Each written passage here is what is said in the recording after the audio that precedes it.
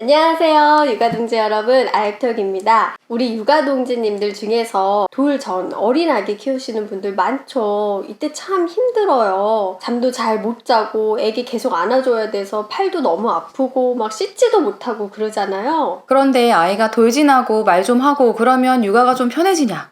아니죠. 이제 아이들이 걷고 뛰고 배변까지 스스로 하게 되면서 양육자의 도움으로 온전히 살아가던 아이들이 내가 할 수 있어 이런 마음이 생겨요. 발달 심리학자 에릭슨은 만 2, 3세에 자율성을 획득하는 게 중요한 발달 과업이라고 했어요. 그 정도로 이 시기의 아이들은 내가 할 거야, 내가 할 수 있어, 내가 해볼 거야 이런 말을 입에 달고 살죠. 이때 자율성을 잘 획득해야 이후 만 3에서 5세 때 주도성을 잘 키워줄 수가 있고, 자율성과 주도성을 잘 갖춘 아이들이 이후에 당연하게 자존감도 높고 또래 관계나 학습 상황에서도 긍정적인 모습을 잘 보이게 됩니다. 그래서 유아 시기에 아이들이 꼭 키워야 할 능력 3가지를 꼽는다면 자율성, 주도성, 자존감 이렇게 말씀드리고 싶은데요. 이 능력들은 따로 노는 게 아니라 하나의 세트로 유기적으로 발달한다고 보시면 될 것 같아요. 그리고 그 첫 시작이 바로 자율성을 키우는 일이에요. 그렇다면 자율성을 발달시키기 위해서 어떻게 해야 할까요? 부모와 아이 관계에서 가장 일상적으로 행하는 게 말이고 대화잖아요. 저희가 대화법 관련 영상에서도 여러 번 다뤘었는데요. 이번 영상에서는 일상에서 마주할 수 있는 상황들을 예로 들어서 문제 풀듯이 한번 해볼게요. 자율성을 키워줘야 하는 이 시기에 아이러니하게도 부모가 많이 하는 얘기가 하지마, 안돼, 위험해, 엄마가 해줄게, 가만히 있어 이런 얘기들이에요. 가만히 있는 게 도와주는 거야.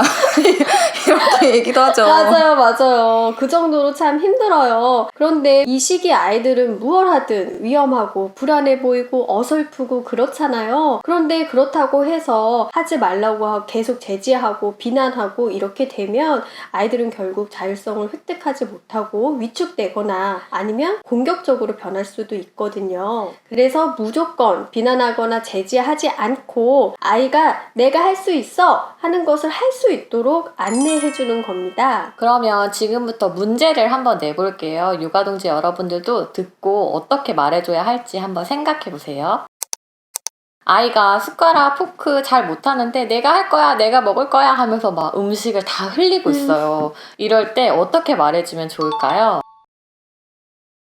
이때 아유 다 흘리고 있잖아, 옷 다 지저분해지잖아, 조심히 먹을 수 없어? 이런 식으로 비난하시면 안 됩니다. 아이들은 아직 배우는 단계예요. 당연히 처음에 미숙할 수밖에 없고 많이 흘리고 떨어뜨리고 이런 연습을 통해서 능숙해질 수 있는 거죠. 우리 누구 숟가락질 열심히 하네. 포크로도 찍어봤어. 소시지 젓가락으로 잡기 어려운데 해냈네. 이렇게 스스로 하는 거에 긍정적인 의미를 부여해주세요. 그 유명한 영상 중에 유튜브에 어떤 어린 아이가 컵에 주스나 물 따르는 연습하는 영상이 있어요.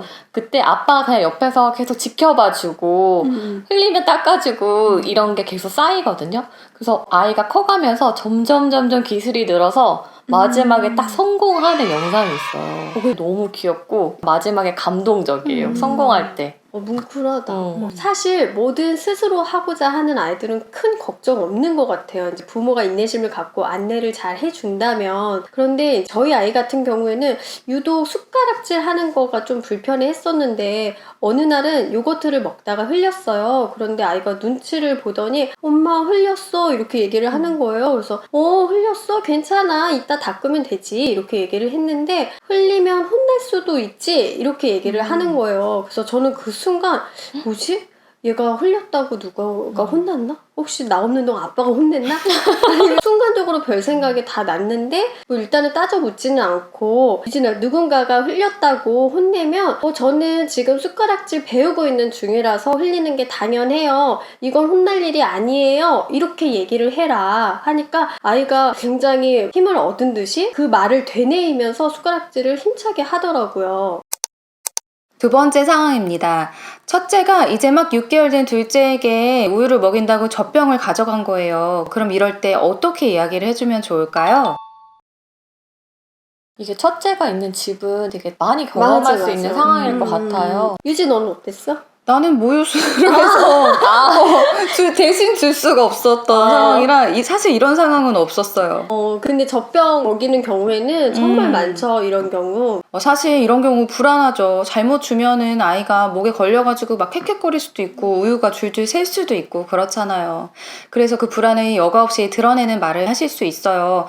애기 헥헥대니까 하지마, 이리 줘 한다거나 야 너나 우유 잘 먹어 이렇게 얘기할 수도 있죠. 사실 저희도 부모 입장은 많이 공감이 돼요. 큰애가 우유 먹여준다고 하는 게 그렇게 뭐 많이 도움이 되지도 않을 뿐더러 성가신 일만 더 많아질 수 있거든요. 그런데 이때 부모님들이 명심해야 할 것이 아이의 의도가 굉장히 좋았다는 겁니다. 동생한테 우유를 먹여보고 싶었던 아이의 의도는 무시하고 너 왜 이렇게 사고치냐, 엄마 힘들게 하냐, 좀 가만히 있어라 이런 식으로 비난을 하게 되면 아이는 굉장히 수치심을 느끼게 돼요. 이때는 우선 아이의 좋은 의도를 읽어주셔야 해요. 아유, 우리 누구누구 동생 우유 먹이려고 진짜 멋진 오빠다, 이렇게 일단은 표현을 해주시고 첫째 아이의 상황을 보고 동생 우유 먹이는 행동을 할 수 있도록 도와주는 거죠. 뭐 예를 들어서 엄마가 아이를 안고 있고 젖병만 큰애가 들고 있을 수 있도록 도와준다거나 아니면 젖병이 삐뚤어지지 않도록 받쳐준다거나 뭐 이런 식으로 도와줄 수 있을 거예요. 근데 아이 둘이 터울이 얼마 안 나고 첫째도 막 2돌 지나서 애기고 그러면 우유 먹인다고 그러면 불안할 수 있거든요. 자칫 위험할 수도 있고요. 그럴 때는 다 받아주기보다는 한계를 그어주고 대안을 제시해줄 수가 있어요. 누구야, 동생이 아직 어려서 젖병을 잘 받쳐주지 않으면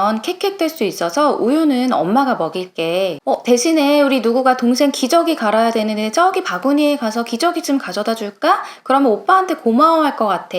이렇게 얘기해 주실 수가 있어요. 네, 이렇게 상황에 따라서 첫째 아이가 동생한테 우유를 먹여줄 수도 있고 먹여주지 않을 수도 있고 하지만요, 어쨌든 중요한 건 첫째 아이의 이 성가시지만 자발적인 행동을 부모가 비난하지 않고 긍정적으로 표현해주면 아이도 스스로 만족감을 가질 수 있고 자율성이 훼손되지 않는다는 겁니다. 아이의 자율성을 키운다는 것은 이거 할 거야 라고 스스로 선택하고 그 선택의 결과를 받아들이는 자기 조절 능력과도 연결이 되죠. 이러한 능력을 키우려면 아이가 어렸을 때부터 선택의 경험을 많이 하게 해주시는 거예요. 지똥이 현이한테 이 부분을 많이 신경 썼다고 했었지? 맞아요. 저는 현이한테 진짜 선택의 경험을 많이 줬는데 가장 흔히 쉽게 할 수 있는 게 옷을 입을 때 어떤 옷을 입을지 고르게 한다거나 먹을 거를 고를 때 선택할 수 있게 해주는 것 같아요. 자, 그러면 이 영역도 한번 문제를 내볼게요. 가족끼리 아이스크림 가게에 가서 각자 먹고 싶은 거 골라봐 했어요. 그런데 아이가 초코맛 아이스크림을 골랐는데 엄마가 이때 아유 너 맨날 초코만 먹잖아, 다른 거 골라봐, 뭐 이렇게 했어요. 이 상황에서 어떤 게 잘못된 걸까요? 그리고 어떻게 얘기해야 할까요?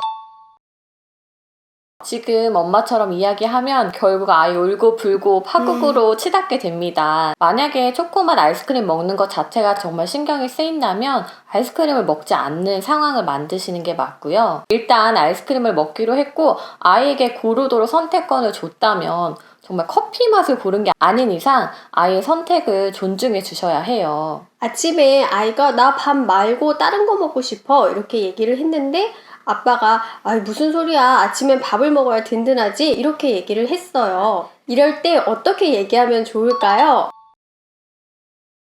이거는 부모의 가치관이랑 연결이 될 수 있는데요. 어떤 분은 아침에는 무조건 밥 먹어야 돼 라고 생각하고 이거는 우리 집 규칙이니까 따라야 해, 아이에게 이렇게 강압적으로 이야기하실 수도 있어요. 꼭 아침밥 문제가 아니어도 부모가 당연하게 생각하는 것, 옳다고 생각하는 것과 아이의 의견이 반하게 될 때 의외로 아이의 의견이 묵살되는 경우가 많거든요. 물론 때에 따라서는 양보할 수 없는 사안도 있겠지만요. 한 번 더 생각해보면 아이의 의견을 존중해주고 선택권을 줄 수도 있어요. 네, 이런 상황에서는 아이에게 그럼 밥 말고 어떤 거 먹고 싶어? 이렇게 물어볼 수도 있고, 아니면 지금 요거트랑 샐러드도 있고 바나나나 토스트도 있어, 이렇게 몇 개의 선택지를 주고 아이가 직접 자신의 먹거리를 골라볼 수도 있어요. 아이가 아침에 일어나기 힘들어서 엄마가 깨우는데 막 짜증을 내는 거예요. 이럴 때 엄마가 너 빨리 안 일어날래? 그러니까 어젯밤에 일찍 잘했지? 너 오늘도 지각할래? 이렇게 화내는 대신 어떻게 말해줘야 할까요?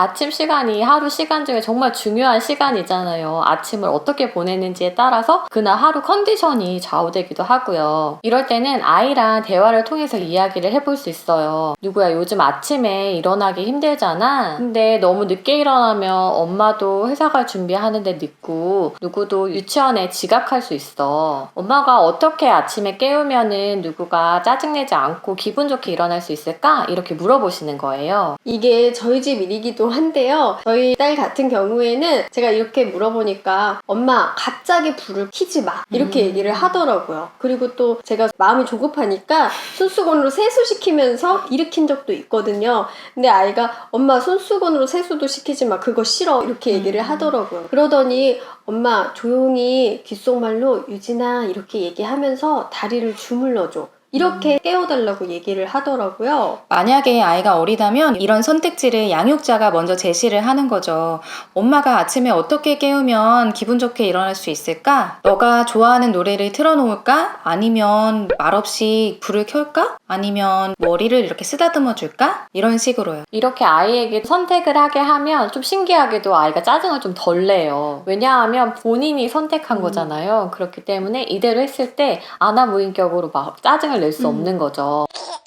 네, 육아동지 여러분, 이번 영상에서 유아 시기에 자율성 키우는 말하기 연습 좀 되셨을까요? 사실 자율성 키운다는 게 말이 아름다지 부모한테는 굉장히 인내와 고난의 결과물이다, 이런 생각이 들어요. 지저분하고 더럽다고 생각되는 것도 눈 감아야 되고, 아주 위험천만한 상황에서도 재빠르게 움직여야 되고, 그리고 부모인 내 맘대로 내 뜻대로 하고 싶지만 아이 말도 경청하고 좀 성가시고 귀찮은 일도 이해해야 되고 감내해야 되고, 부모의 그릇을 넉넉히 키우는 시간이라고 생각을 합니다. 네, 저희 영상 재밌게 보셨으면 아육톡 채널 구독해주시고요. 좋아요도 꾹꾹 눌러주시고 알람도 따르릉 올려주세요. 육아동지 여러분, 다음에 또 만나요.